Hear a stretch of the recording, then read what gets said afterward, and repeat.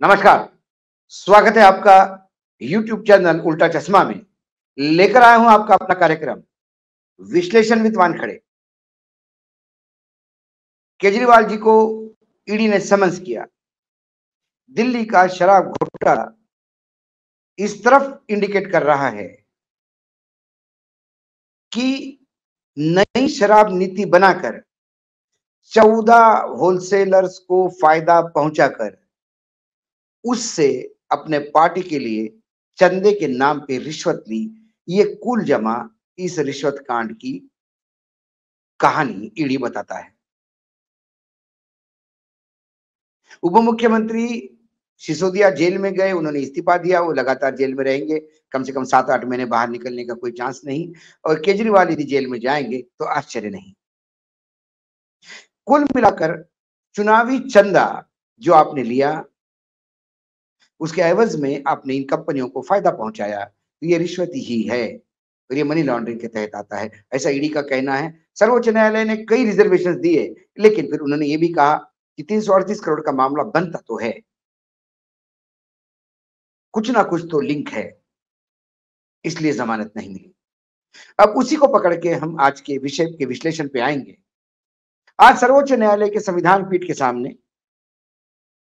जो chief justice DY Chandrachud ji के अध्यक्षता में बना, जिसमें justice Sanjiv Khanna, justice BR. Gavai, justice JB. Pardiwala, justice Manoj Mishra साथ में बैठते हैं। इनके सामने फिर एक देश का अहम मसला आया, इलेक्टोरल बॉन्ड। इलेक्टोरल बॉन्ड है क्या? 2 जनवरी 2018 में 2 जनवरी 2018 में ये बॉन्ड का नोटिफिकेशन आया। ये क्या कहता है? ये कहता है कि कोई भी कॉर्पोरेट सेक्टर, कोई भी इंसान इस देश में जो राजनीतिक दल को डोनेशन देना चाहता है, वो स्टेट बैंक ऑफ इंडिया से ये बॉन्ड खरीदेगा। स्टेट बैंक ऑफ इंडिया समय समय पे इस बॉन्ड की बिक्री की खोलती है। 1000 से लेके 1 करोड़ तक के ये बॉन्ड है। ये बॉन्ड कोई भी व्यक्ति ले सकता है एसबीआई से, और उसे राजनीतिक दल को देना होता है। 15 दिन के अंदर उस राजनीतिक दल को एसबीआई से ये बॉन्ड कैश करने होते हैं। इसमें सिर्फ एसबीआई को पता है कि बॉन्ड किसने खरीदे, उस राजनीतिक दल को पता है कि उसको बॉन्ड किसने दिए, और फिर एसबीआई को यह पता है कि किस पार्टी ने कितने बॉन्ड कैश किए। कुल मिलाकर ये पूर्ण रूप से अज्ञात रहता है कि किस राजनीतिक दल को किसने कितना चंदा दिया। ये बात मात्र एसबीआई को पता होती है। जो नई योजना है उसके तहत, इलेक्टोरल बॉन्ड के तहत दान कर्ता का नाम ये संरक्षित रखा जाता है, इसे उजागर नहीं किया जाता। लेकिन एसबीआई गवर्नमेंट ऑफ इंडिया के अंडर काम करती है। ईडी यदि कोई केस बनता है तो इससे एसबीआई से ये इंफॉर्मेशन ली सकती है। इसके मायने हैं कि ये इंफॉर्मेशन बाहर आ सकती है, ऐसी भी बात नहीं कि नहीं आ सकती। अब संविधान पीठ के सामने ये मामला आया कि जो इलेक्टोरल बॉन्ड किस पार्टी को किसने दिए और किसने खरीदे, ये आम जनता के सामने आना चाहिए। यदि सरकार आम जनता क्या पहने क्या खाए, उसके ईमेल, उसके फोन तक पहुंच सकती है, राष्ट्रीय सुरक्षा या अंतरदेशीय सुरक्षा के नाम पे, तो फिर इस देश की जनता को भी ये जानने का अधिकार है, जैसे कि मेरे उम्मीदवार दागी है नहीं है, वो क्रिमिनल है नहीं है, क्या केस चल रहे हैं, उनके पास संपत्ति कितनी है, कितनी संपत्ति अर्जित की है, कितनी अचल संपत्ति उनके पास है, उनका वैवाहिक जीवन कैसा है, ये सारा जानने का अधिकार है, एफिडेविट के थ्रू जाना जाता है। तो फिर ये राजनीतिक दलों का ये चंदा इतना गुप्त क्यों? क्या इस देश की जनता ये जानना नहीं चाहती कि किस राजनीतिक दल को किसने कितना चंदा दिया? इसके ओपनिंग में प्रशांत भूषण जो वकील थे, उन्होंने कहा कि सत्तारूढ़ पार्टी को 60% के आसपास चंदा जाता है। ईडी, सीबीआई, ईडी, एसबीआई सरकार को ये तो पता चल सकता है, लेकिन आम आदमी को ये पता नहीं कि 23 लाख इस देश में जो कंपनियां रजिस्टर्ड है, उनमें से किसने किसको कितना दिया।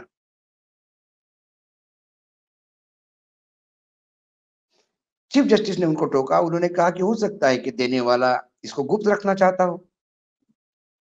तो प्रशांत भूषण ने कहा कि माय लॉर्ड, ये शेल कंपनी का ब्लैक का पैसा है जो इस रूट के तहत आता है, और मेरे पास आरबीआई का पत्र है ये बताने के लिए।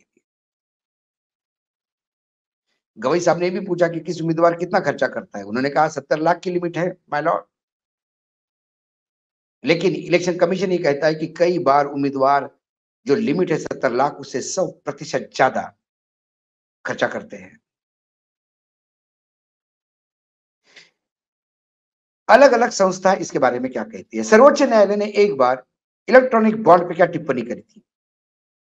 सर्वोच्च न्यायालय ने कहा था कि इलेक्ट्रॉनिक बॉन्ड के जरिए काले धन को कानूनी किया जा सकता है। विदेशी कंपनियां सरकार और देश की राजनीति को प्रभावित कर सकती है। ये सर्वोच्च न्यायालय ने की हुई टिप्पणी है एक पुराने केस में। इलेक्शन कमीशन क्या कहता है इसमें? इलेक्शन कमीशन कहता है कि चंदा देने वाले का नाम गुप्त रखना, इससे पता लगाना संभव नहीं होगा कि किस राजनीतिक दल में धारा 29 बी का उल्लंघन का चंदा लिया है या नहीं है। विदेशी चंदा लेने वाला कानून भी इस इलेक्टोरल बॉन्ड के कानून के सामने बेकार हो जाएगा। रिजर्व बैंक ऑफ इंडिया ने भी इस पर टिप्पणी करते हुए कहा कि इलेक्ट्रॉनिक बॉन्ड ये मनी लॉन्ड्रिंग को बढ़ावा देता है। इसके जरिए ब्लैक का पैसा व्हाइट करना संभव होगा। 3 बड़ी एजेंसियां इसको ब्लैक का व्हाइट पैसा बताती है, लेकिन सरकार के वकील है वो जो कहते हैं कि ये नागरिकों का मौलिक अधिकार नहीं ये जानना कि किस राजनीतिक दल को किसने कितना चंदा दिया। उन्होंने अपने एफिडेविट में कोर्ट को चेताया। 29 अक्टूबर को ये एफिडेविट दिया था उन्होंने, कि कोर्ट को चेताया कि इलेक्टोरल बॉन्ड को रेगुलेट करने के लिए पॉलिसी डोमेन में सुप्रीम कोर्ट ना जाए। ये पॉलिसी मैटर है। सवाल ये है कि आम जनता के लिए वो विमान से प्रवास भी करे तो आधार कार्ड दिखाना और आधार कार्ड से लिंक होना जरूरी है। हर बैंक ट्रांजैक्शन आधार कार्ड से लिंक होना जरूरी है, क्योंकि इस देश की सरकार आपके हर बात पे नजर रखना चाहती है। जब सरकार को यह अधिकार है कि इस देश की जनता पे हर चीज पे वो नजर रखे, तो जिस जनता ने सरकार को चुनाव जितवा के भेजा है, क्या उनका यह अधिकार नहीं कि कौन सा राजनीतिक दल किससे कितना पैसा लेता है? आम आदमी पार्टी ने यदि यही इलेक्टोरल बॉन्ड के द्वारा ये पैसा लिया होता, जो 35 लाख का चेक पार्टी चंदे के लिए पार्टी फंड में लिया अरोड़ा जी से,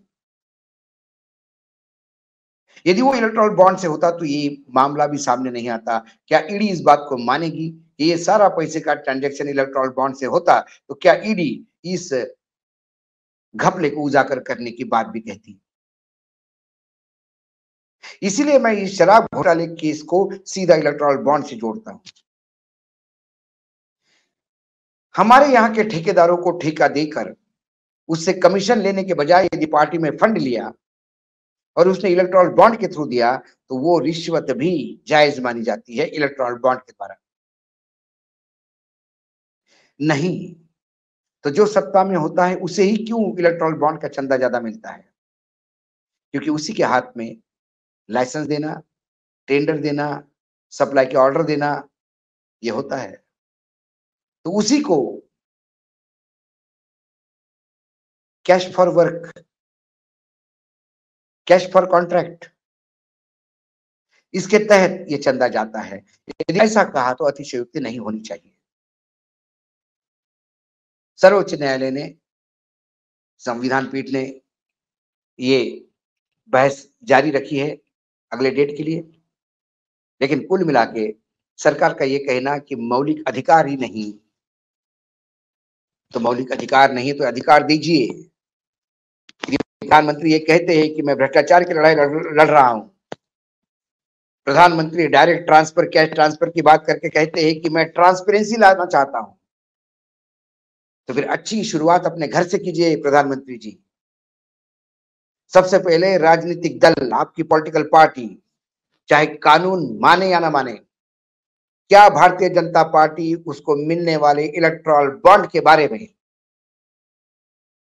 ये जनता के हित में और स्वयं के ट्रांसपेरेंसी के दावे को मजबूत करने के लिए जनता के बीच में खुल के बताएगी कि किस कंपनी ने भारतीय जनता पार्टी को कितना इलेक्टोरल बॉन्ड द्वारा चंदा दिया। ये पार्टी नहीं करेगी, क्योंकि जिस दिन ये पार्टी करेगी उस दिन आम आदमी पार्टी जैसी ये भी पार्टी फंसते हुए नजर आएगी। ये केस चलता रहेगा, बहुत इंटरेस्टिंग बातें सामने होगी। लगातार प्रयास करूंगा कि आपके सामने लाके इसको विश्लेषित करें, लेकिन ये भी उतना नग्न सत्य है कि हम बातें करते कुछ है और है, करते कुछ और है। हमारे दांत दिखाने के कुछ और है, खाने के कुछ और है।